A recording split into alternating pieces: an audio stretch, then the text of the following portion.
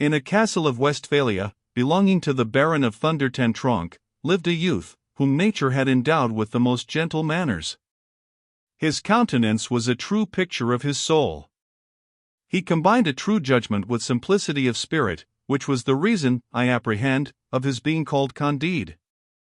The old servants of the family suspected him to have been the son of the Baron's sister, by a good, honest gentleman of the neighborhood, whom that young lady would never marry because he had been able to prove only 71 quarterings, the rest of his genealogical tree having been lost through the injuries of time.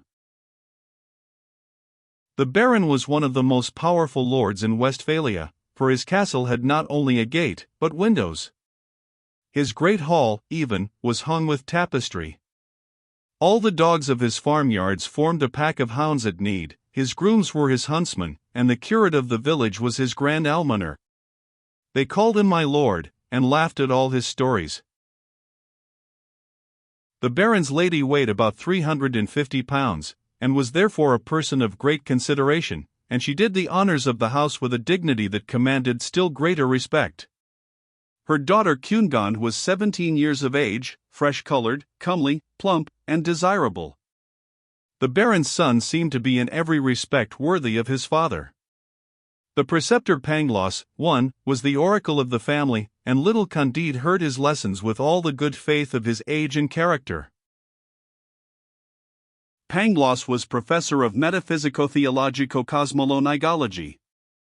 He proved admirably that there is no effect without a cause, and that, in this best of all possible worlds, the Baron's castle was the most magnificent of castles, and his lady the best of all possible baronesses.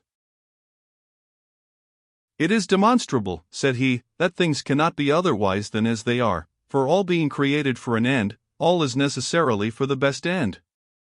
Observe, that the nose has been formed to bear spectacles, thus we have spectacles. Legs are visibly designed for stockings, and we have stockings. Stones were made to be hewn, and to construct castles, therefore my lord has a magnificent castle, for the greatest baron in the province ought to be the best lodged. Pigs were made to be eaten, therefore we eat pork all the year round. Consequently they who assert that all is well have said a foolish thing, they should have said all is for the best. Candide listened attentively and believed innocently, for he thought Miss Cundegund extremely beautiful, though he never had the courage to tell her so. He concluded that after the happiness of being born of Baron of Thunder ten Tronckh, the second degree of happiness was to be Miss Cundegund, the third that of seeing her every day, and the fourth that of hearing Master Pangloss, the greatest philosopher of the whole province, and consequently of the whole world.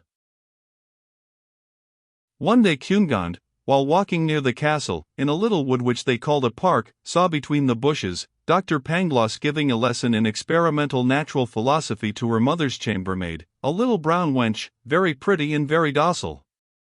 As Miss Cundegund had a great disposition for the sciences, she breathlessly observed the repeated experiments of which she was a witness. She clearly perceived the force of the doctor's reasons, the effects, and the causes. She turned back greatly flurried, quite pensive, and filled with the desire to be learned, dreaming that she might well be a sufficient reason for young Candide, and he for her. She met Candide on reaching the castle and blushed. Candide blushed also. She wished him good morrow in a faltering tone, and Candide spoke to her without knowing what he said. The next day after dinner, as they went from table, Cundegund and Candide found themselves behind a screen. Cundegund let fall her handkerchief. Candide picked it up. She took him innocently by the hand. The youth as innocently kissed the young lady's hand with particular vivacity, sensibility, and grace. Their lips met, their eyes sparkled, their knees trembled, their hands strayed. Baron Thunder ten Tronckh passed near the screen, and beholding this cause and effect chased Candide from the castle with great kicks on the backside. Cundegund fainted away. She was boxed on the ears by the Baroness, as soon as she came to herself, and all was consternation in this most magnificent and most agreeable of all possible castles.